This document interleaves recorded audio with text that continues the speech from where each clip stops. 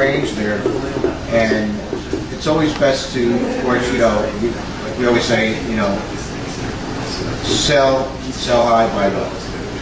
Right? Now, when we're in that range and it breaks out of the range on the south side and it comes back in, that is basically our confirmation to say, okay, it's going to stay within that range where it can start shooting up because it already tested the bounce side and came back in. You follow? Am I explaining myself? You mean it does this and then it comes back up here? Exactly. Well, then you can get false breakouts. That's the other thing that is part of the market. You see, you never know for sure what's going to happen. That's why, you know, this is a poker game. And that's why, you know, every time I take a position, I want the odds in my favor.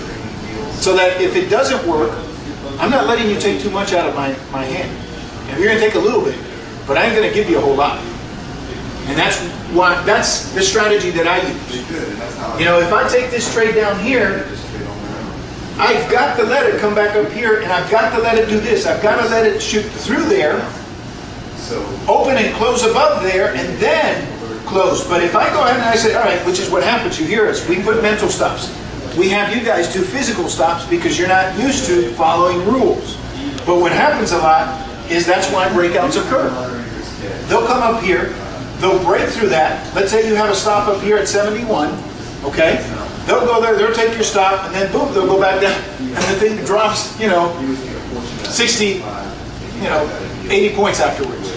And you're all mad, you know, you're all mad because it came and it took you out, and so the next thing you do is you don't put a stop.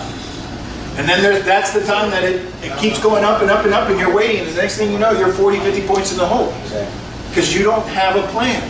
And you're letting the market kind of, you know, throw you around. And so that's why we've got to say, you know, a lot of times I will not have, but I've done this long enough where I know I don't have a physical stop, but my mental stop is a sure thing. If this thing breaks, okay, and I'm looking at my 5-minute chart, and this is the key that I look at, and we break above this level here, and you guys notice candles. I don't talk a lot about candles. I don't focus on candles, except if I'm looking at a 5-minute candle, and let's say this is, let me draw this big here. You guys can see it down here. All right, and we get a candle that does this, okay? All right? And then that's a 5-minute candle. And then my next candle does something like this, you know? I don't know. The thing is, it opens and closes above this level here.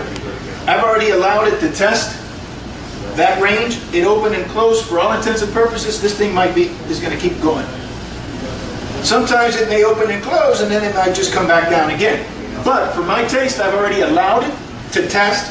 It opened and closed. I feel that if it opened and closed above that range, it has still momentum to keep going, and I'm going to close the position. I'm going to get out.